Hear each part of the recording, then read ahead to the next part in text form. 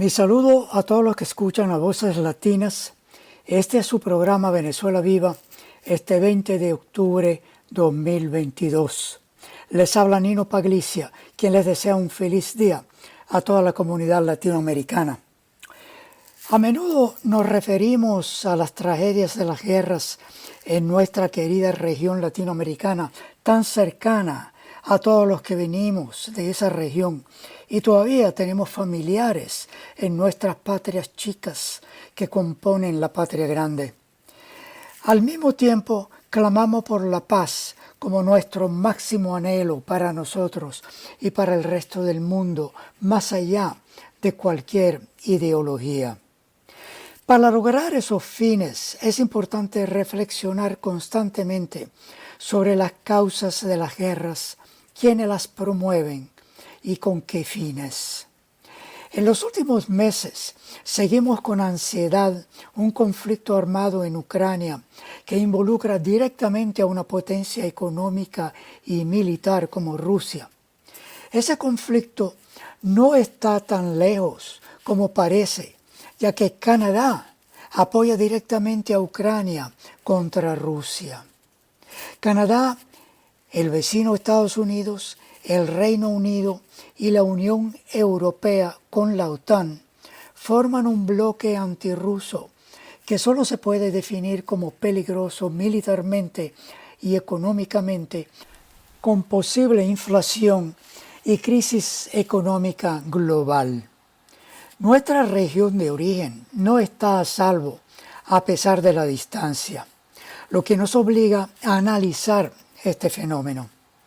Recientemente, el analista internacional venezolano Dr. Ángel Rafael Tortolero Leal, quien es profesor investigador titular en la prestigiosa Universidad Nacional Experimental Rómulo Gallegos, diplomático, jefe de misión en Israel, Palestina y ex embajador en la República de Chipre, ha dado una charla en Caracas titulada Guerra y otros vicios de Occidente en su programa Nuevo Orden. Entre otras cosas, él afirma que la guerra es una oportunidad para reorganizar, reformar y perfeccionar los mecanismos de dominación que soportan a la democracia que dicen defender. Pero escuchemos de su propia voz su análisis, que creemos verdaderamente que vale la pena. En este episodio vamos a trabajar la guerra y otros vicios de Occidente. Hemos sostenido en los otros capítulos que la guerra viene a ser el mejor negocio que a Occidente le ha sucedido en los últimos 2 siglos. Recordemos que el siglo XIX fueron las cañoneras de los imperios las que surcaron los mares, entre ellos el Mar Caribe. Pero también en el siglo XX vimos cómo las empresas petroleras tomaron por asalto a aquellos países potencialmente ricos por tener este recurso. Así hemos visto cómo se ha desarrollado en Asia Occidental una campaña sostenida por mantener un clima de guerra, un clima tensional, con el cual subir y bajar los precios del petróleo a nivel planetario. Venezuela, un país productor de petróleo, también ha sido víctima de la misma acción. Pasamos todo el siglo XX viviendo de la renta petrolera, que en buena parte se la llevó las 12 familias que todos conocemos en este país. Por eso es que en Venezuela no hablamos de burguesía, sino de oligarquía, porque estas 12 familias, ninguna produjo con ella la conformación de un Estado-nación que estuviera conteste y a la altura de las inmensas riquezas que estaban manejando. Riquezas que fueron a parar a los bancos norteamericanos, los bancos nacionalistas, digamos, y los bancos ingleses. Prueba de ello, parte del oro que tenemos represado en Londres, responde también a esa imposición imperial de tener que colocar nuestras reservas internacionales en bancos internacionales, valga la redundancia, para así poder optar a los créditos, a los empréstitos y cubrir las necesidades que como nación, como país, tenemos y como nación, como país productor de petróleo, llegamos a tener. Y digo llegamos a tener porque Venezuela, un país de 30 millones de habitantes aproximadamente, poco menos, un poco más, termina gastando $70,000 millones anuales. ¿Se justifica? ¿No se justifica? Será tema de otro análisis. Pero lo cierto es que llegamos a ser el país más caro de todo el continente americano. Hoy por hoy, en el siglo XXI, luego del bloqueo, el asedio del imperio contra nuestra patria, hemos entendido que había que producir aquella vieja frase muy rayada en la Cuarta República, que era sembrar el petróleo. Bueno, había que producir más allá del petróleo, había que producir y elevar los niveles de producción hasta llegar a hacer de Venezuela un país enteramente capitalista que pudiera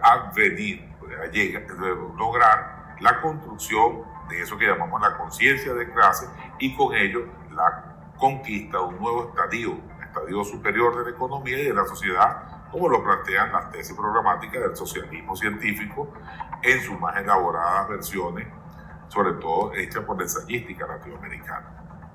Pero sigamos con la guerra como un negocio.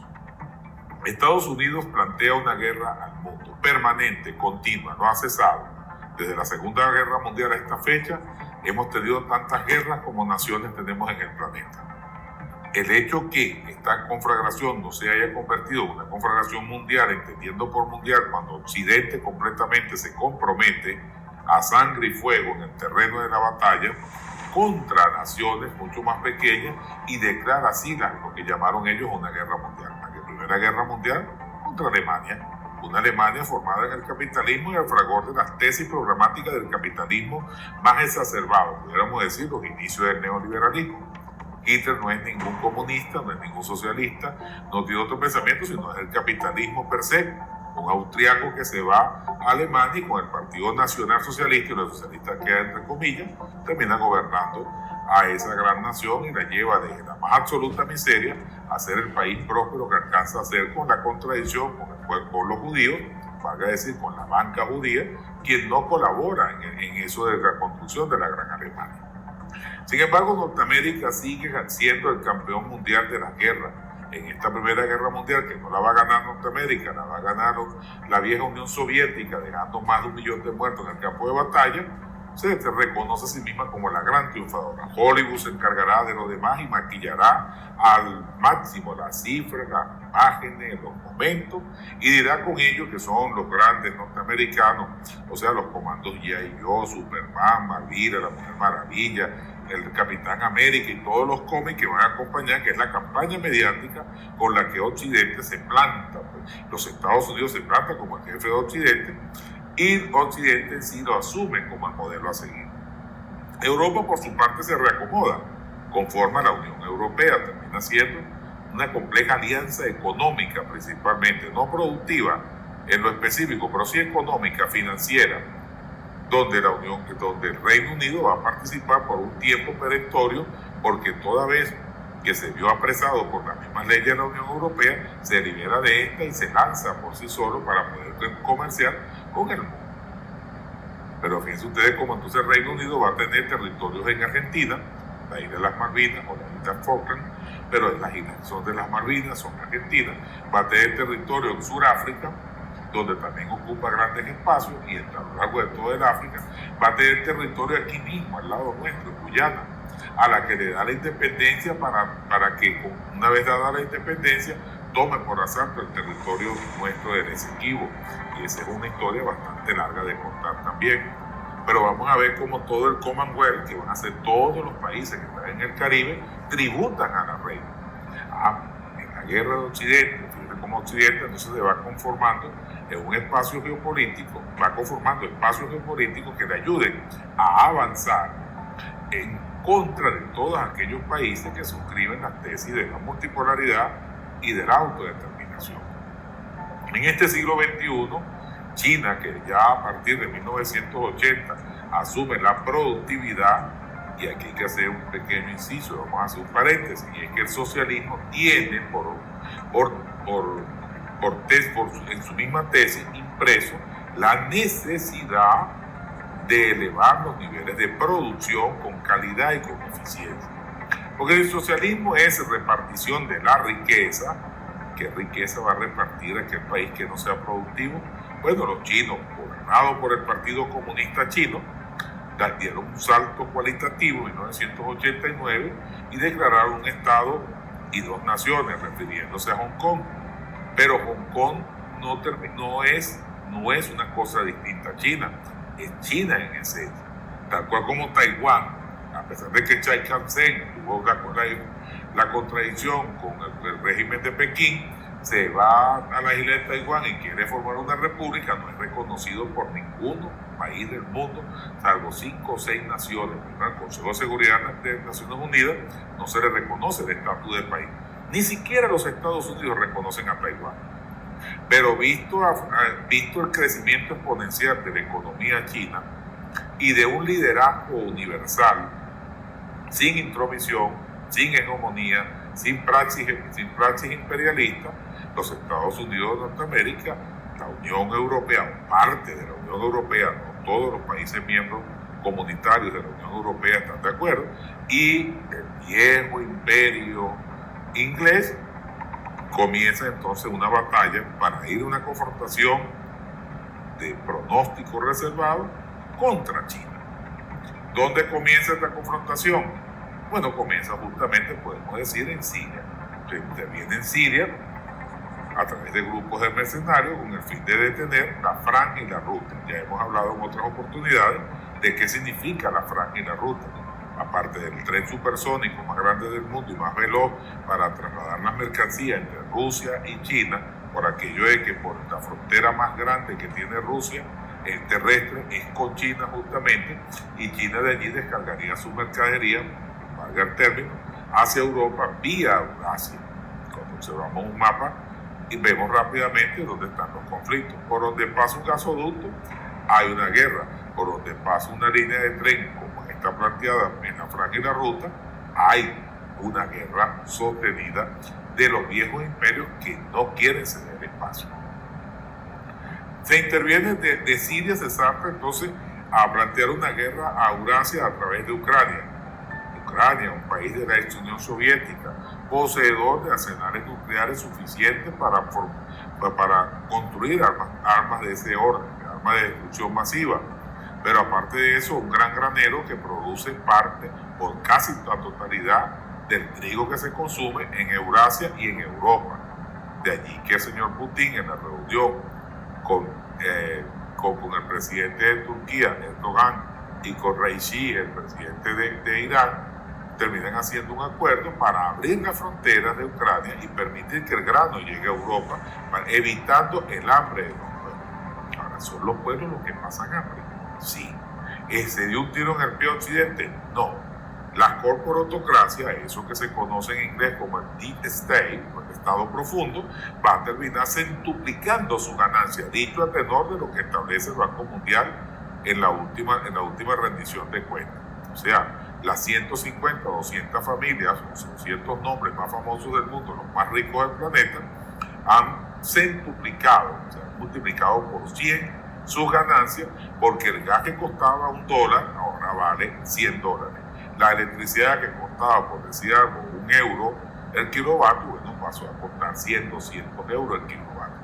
¿Y quién provee esa energía ahora? Bueno, la está proveyendo Occidente, que sigue saqueando el mundo sin mayores manufacturas, pone en el mercado un petróleo más caro, un gas más caro, lo que implica un transporte más caro, lo que implica una electricidad más cara, lo que implica unas condiciones de vida más precarias para los pueblos que se agrupan en la Comunidad Europea. Parte de esto que parece un chiste es que mientras que eso pasa, la OTAN dice que va a ampliar su ámbito de participación, y en un intento desesperado por seguir atacando a Eurasia y tratando de detener a la multipolaridad, ya no hablamos de China porque ya está involucrado a Eurasia, que a la cabeza de Rusia, que tiene ha construido en muy poco tiempo una potencia estratégica. Tienes a Asia, a la cabeza China, que no tiene problemas ideológicos con absolutamente ninguno de sus vecinos, porque ni Malasia, ni Indonesia, ni Corea del Sur, ni ninguno de los países que circunda el mar de China es de ningún otro carácter que no sea liberal, burgués, normal y tradicional. Creo que el único comunista que queda ahí junto a Vietnam es el gobierno de China y el gobierno de Vietnam, del resto, bueno, y el gobierno de Corea del Norte. Cabe decir que vamos a hablar de un socialismo muy distinto que conocemos en Occidente, pero vamos a hablar de los distintos frente a las mayorías. Las mayorías son liberales, burgueses, y son países idénticos como puede ser cualquiera de los países del mundo occidental, en cuanto a la economía, en cuanto a la conformación del Estado y en cuanto a los recursos que manejan y la dinámica que se da. Pero entonces, ¿cuál es la lucha? La lucha es por el control de mercado, no es por la hegemonía del planeta. Porque tal y cual como están las cosas, el mercado le ha resultado muy bueno a la familia, a eso, el Deep State, a las corporatocracias que dirigen a Europa, a los Estados Unidos y al Reino Unido, porque ellos no solo se han duplicado las ganancias en términos monetarios, sino que han expandido sus mercados por la necesidad imperiosa que se causa a partir del cierre del gas de Rusia, a partir del no poder abastecerse con algunas mercaderías que vienen de China, que cada día serán más sancionadas. De allí que la Unión Europea se convierte en un proyecto fallido, termina desmoronándose en el tiempo. Países muy serios, para no nombrar ninguno, no entrar en ningún compromiso, ni cualificar por ahora ninguno de estos países, pero países muy serios se están desprendiendo de las políticas comunitarias a las cuales están obligados a cumplir. Pero la OTAN abre territorio hacia el norte de Europa, o sea, Finlandia. ¿Por qué a Finlandia? Bueno, porque Finlandia también es frontera, la frontera norte de Eurasia, pero haciendo la salvedad que hay las temperaturas promedios de -5 en verano, -5 grados Celsius. O sea, eso significa que es muy difícil la habitabilidad en esos territorios, pero no deja de ser apetitoso esa tentativa de guerra y de confrontación desde el norte de Europa, o sea, desde Finlandia a Polonia todavía no terminan de convencerla, y a la cadena de países que va a estar en la franja oeste de Rusia, que va a ser Lituania, Estonia, tampoco van a convencerlos de ir por Rusia, porque Rusia sigue siendo el abastecedor seguro de gas, petróleo, combustibles, derivados y demás productos alimenticios, entre ellos el trigo, que bien ponderado es en Europa y una necesidad imperiosa para la vida de los europeos. Pero aparte de eso, usted va a ver cómo la guerra, que es un gran negocio, promete ahora a eso que llaman Europa del Este, que es Europa del Centro, le prometen estabilidad y prosperidad por la vía de incorporarlo a la Unión Europea. Todavía no dan el paso, hay que pasar un examen rigurosísimo para poder entrar a la Unión Europea. Pero la devastada Yugoslavia, que se convirtió en los Balcanes, donde está Serbia, Montenegro y esta cantidad de países que surgieron a finales del siglo XX, no van a entrar a la Unión Europea con la misma facilidad que entraron los que iniciaron la Unión Europea, donde se les expolió Grecia, que es una economía de las menos favorecidas y terminó siendo subsidiada por la Unión Europea y ahora mandatada por ella. Si seguimos viendo cómo la guerra es un negocio, la guerra va a terminar entonces equilibrando las cargas y dando oportunidad de mayor enriquecimiento y poder a Occidente. Por eso la señora Pelosi va a Taiwán, no de visita, sino a marcar un territorio que no está dispuesto sus pobladores a entregarse a otro sitio que no sea con China, porque depende exclusivamente de la relación con China, de la economía con Pekín. Así que en Taiwán hay una provocación innecesaria, lo que causa movimientos de tropas chinas en el ejercicio militar que están haciendo en este momento con balas de verdad.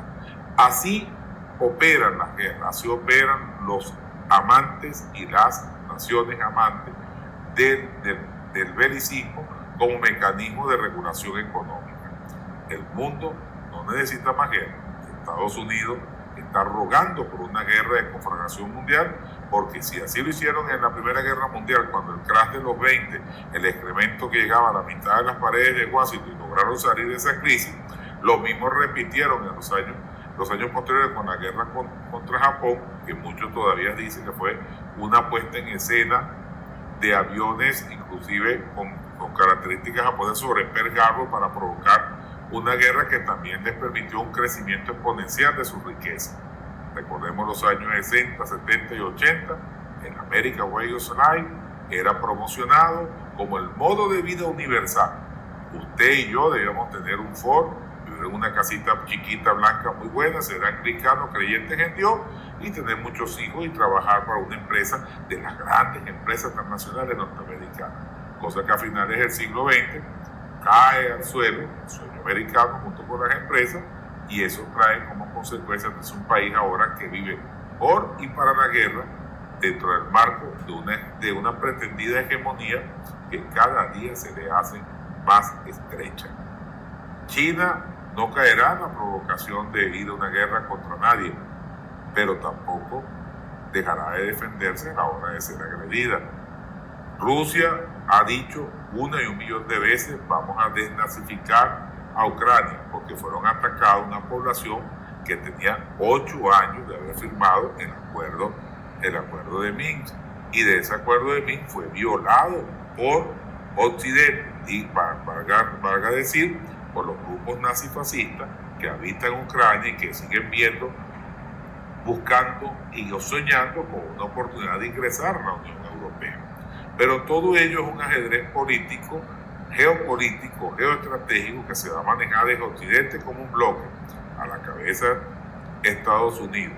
Salen de Afganistán, dejan tropas armadas en Afganistán para cuidar los cultivos de opio y mantener el status quo de preeminencia norteamericana. No atacan más el Cáucaso, se vienen directamente al Asia Occidental, intentan tomar Siria, le sale Rusia al frente, ya Siria tiene gran parte de la paz ganada.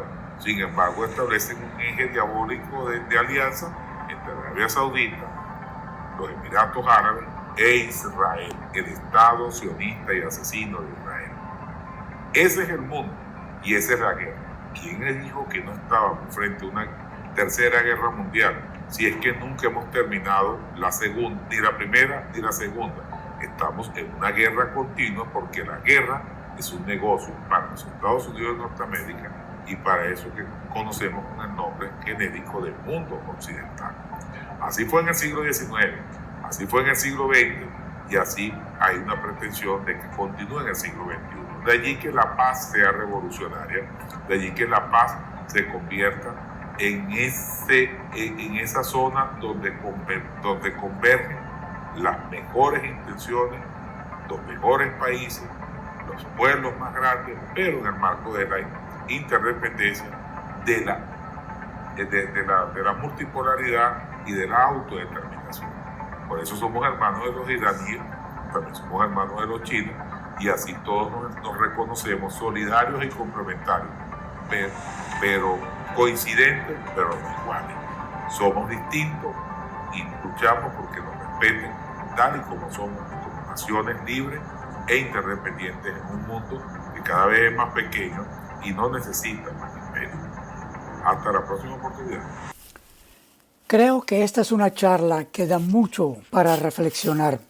Para mí lo más profundo ha sido la afirmación que el mundo está cambiando y nuevos bloques de poder se expresan en alianzas sustantivas que fortalecen las tesis de la multipolaridad.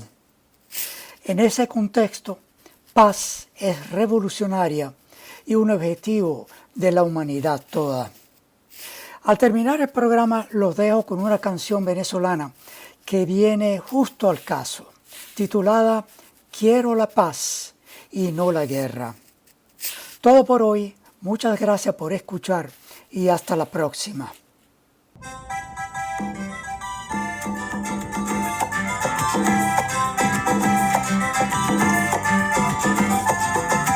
Quiero la paz y no la guerra, quiero el amor y no la muerte, amor y paz, buen ingrediente para regalar donde quiera. Quiero la paz y no la guerra, quiero el amor y no la muerte, amor y paz, buen ingrediente para regalar donde quiera. América y Oceanía escribieron un correo, así invitada estaría África y los europeos para una fiesta muy linda y grabar un gran video donde bailará la vida sin peligro y tambaleo. Quiero la paz y no la guerra, quiero el amor y no la muerte, amor y paz, buen ingrediente para regalar donde quiera. Quiero la paz y no la guerra, quiero el amor y no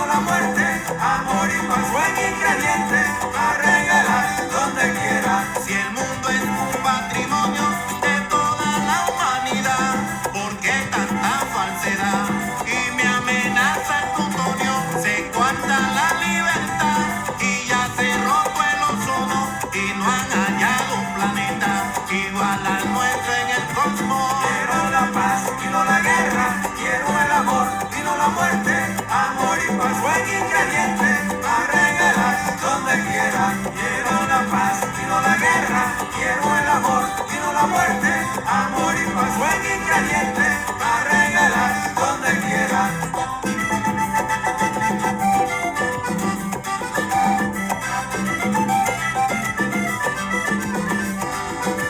Que se acabe la ceguera y que se encienda la luz. Y por favor, Mister tú, que ya se acabe la guerra.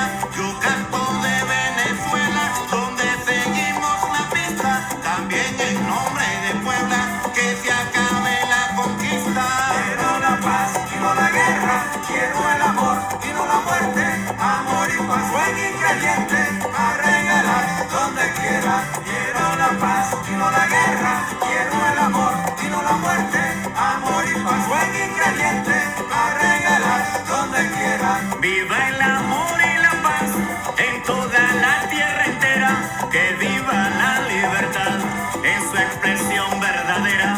Hicemos una bandera en nombre de la igualdad y que ya no hayan fronteras para la felicidad. Quiero la paz y no la guerra. Quiero el amor y no la muerte. Amor y paz, buen ingrediente, a regalar donde quiera. Quiero la paz y no la guerra. Quiero el amor y no la muerte. Amor y paz, buen ingrediente,